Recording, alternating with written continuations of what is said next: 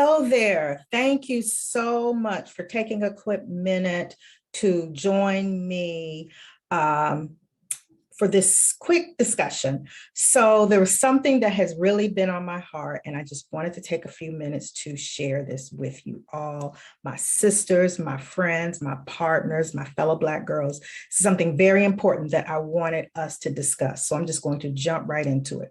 But I'm going to start off by sharing with you a couple of fun facts. Fun fact number one, have you ever heard of Ben Cohen and Jerry Greenfield?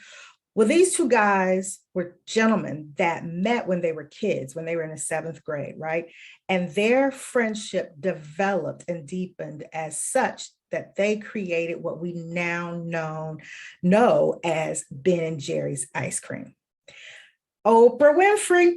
I love Oprah. Oprah is the auntie I wish I had. Oprah and Gayle King became friends in their 20s. And today, Oprah has helped Gayle launch a very successful career in the entertainment industry. Gayle is now the host of the CBS Morning Show, and she contributes much of her success to her friendship with Oprah Winfrey. But that's not all. Dr. Oz, Dr. Phil, both of them say that or claim that Oprah is one of the ones that really helped to launch their career. Their public persona was developed through Oprah. And finally, the bald-headed beauty, Amber Rose. She has a business in which is netted at millions of dollars. And it's from custom emojis is what her business is. But guess how she became famous? Guess how she started out? Being Kanye West's girlfriend.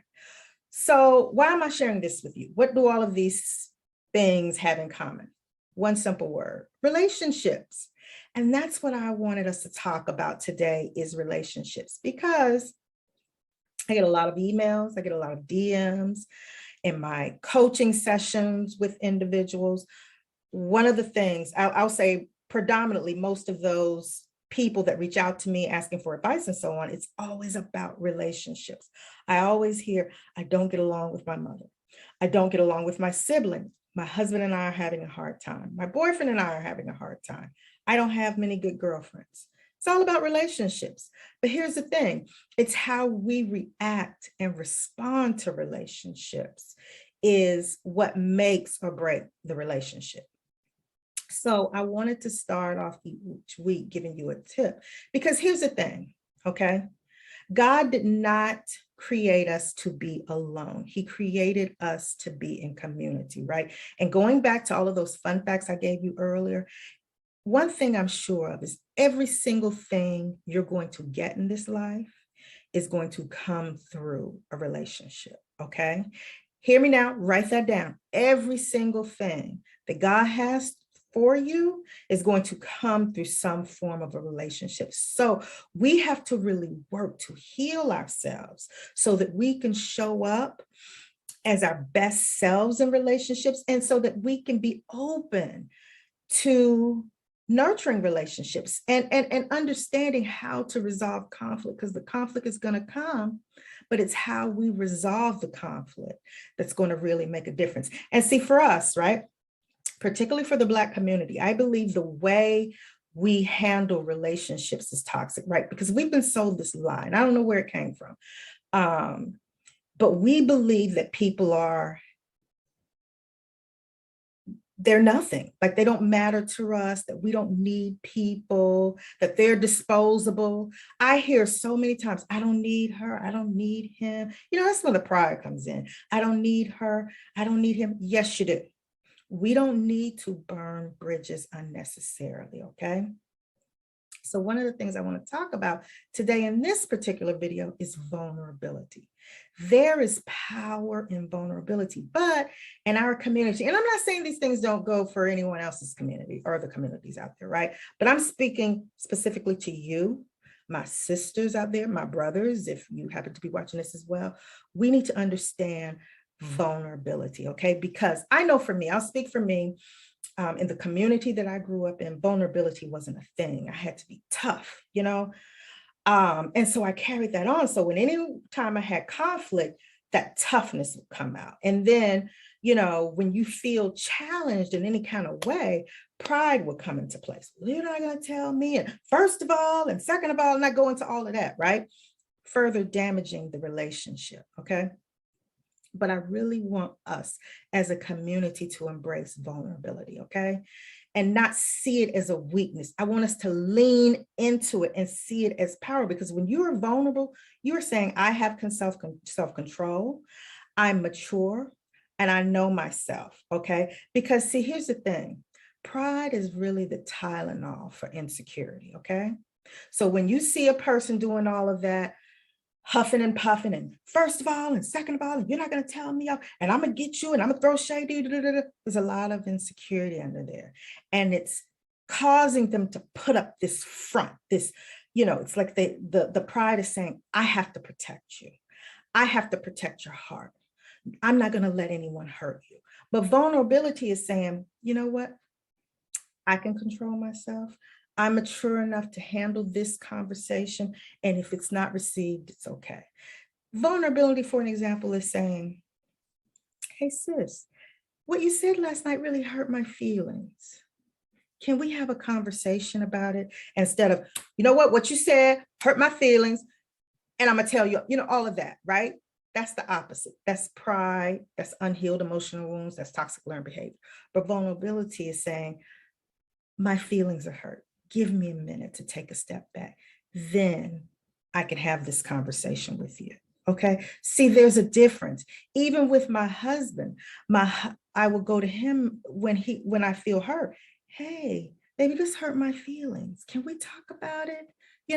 Instead of being ready to pop off, because that damages the relationship. Because when you are up here in pride and you're crunk and popping off and all of the things, kirking off and all of that stuff, guess what they're going to do? They're going to match your energy, right?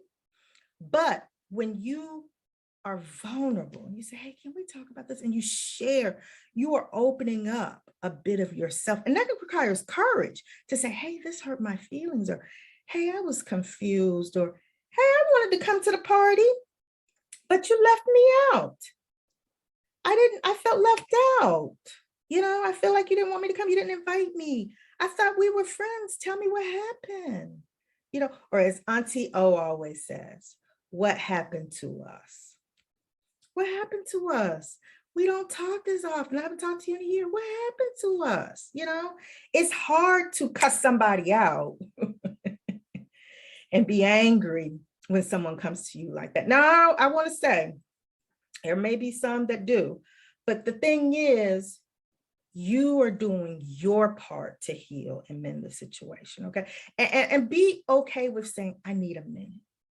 I need a minute because I'm upset right now and this is going to come off wrong. Just give me a minute, okay? Because here's the thing. Disagreements are warfare. I firmly believe that disagreements are warfare. Now, back in ancient history, when there would be wars, whoever was the loser would be the servant to the winner. And so it is with us. When we get into these heated disagreements that are unresolved, that warfare that doesn't go resolved, we become a slave to our emotions, okay? How many times have you done this? Well, I saw your girl last night. She ain't say nothing and I ain't speak to her and she didn't speak to me. So you're a slave to the emotions of the drama between you two. So you can't even refer to her as a name. Your girl, is your girl gonna be there? I used to do this. You invite me to a party? Who's coming? If she's there, I can't come. See, I'm a slave to those emotions. And then when you're upset with somebody, if you see anything by them, an email or whatever, you're huffing and puffing. They say something in a meeting, all of those feelings, those emotions. And see, here's the thing, they're controlling you through those emotions because you're acting out on those emotions. So we have to free ourselves. We don't have to be the losers in that warfare, Okay, we can be the victors by vulnerability, having a calm conversation and being okay with the results. If they say, hey, I don't want to be friends at this time, it's okay. It's not the end of the world. Okay. And another thing I want you guys to learn about or to understand, people are going to disappoint you. Okay. Human beings are people. And I feel sometimes we put people on a pedestal, right? And we're upset when they disappoint us, okay? And sometimes when we're upset, when people are disappointing us, that lets us know we definitely have a wound. I had someone that was upset with me about an event that we were going to, and they were just going off and off and off and off about it. And in the conversation, it was so heated. It took me a minute. I had to read between the lines to understand what they were saying, but I realized in that part of it was their mother wound. And see, when you have mother wounds, because I've had them, I will tell you, I've had mother wounds that I work on. And when people fail you, especially when it's women you hold to high regard, it puts you in the mind of the failure of your mother, okay? So we really have to learn when we overreact sometimes, or we're reacting, when that reaction isn't matching up to the situation and we can't bring ourselves to have a calm, cool-headed conversation about it, that may be a sign that we have a wound that we need to heal, okay? So having said all of that, that was my very long-winded way of saying, I really want us as a community to work on our relationships, y'all. They will only strengthen us. I want us to see people as valuable. Everybody in our corner is valuable, okay? We've got to stop with this thinking people are disposable. Treat people the way you want to be treated. How do you want someone to talk to you when they're upset? And that's how you communicate when you're upset. Learn better how to manage your emotions, to balance it out, okay? And practice vulnerability. So that's what I want you to do for this week. I want you to practice being as vulnerable as you can with the people that are around you. Be honest about your feelings. You don't have to put up the facade and, fight and attack folks. Instead of attacking, go into vulnerability. Be honest about your feelings. That hurt me. Hey, I want to talk to you about what happened in that meeting today. I was a little taken aback because I thought it was my turn to speak. And then you spoke. Can you help me to understand where you're coming from? Have a conversation. Remember, keep in your mind, the object is to resolve it. And see, guess what? When you're doing that, you are teaching them something that they will remember from you years and years and years from now. Okay. So what I want you to do, if you enjoyed this, please hit me up, y'all. Shoot me an email. Let me know I'm here, how you feel about this.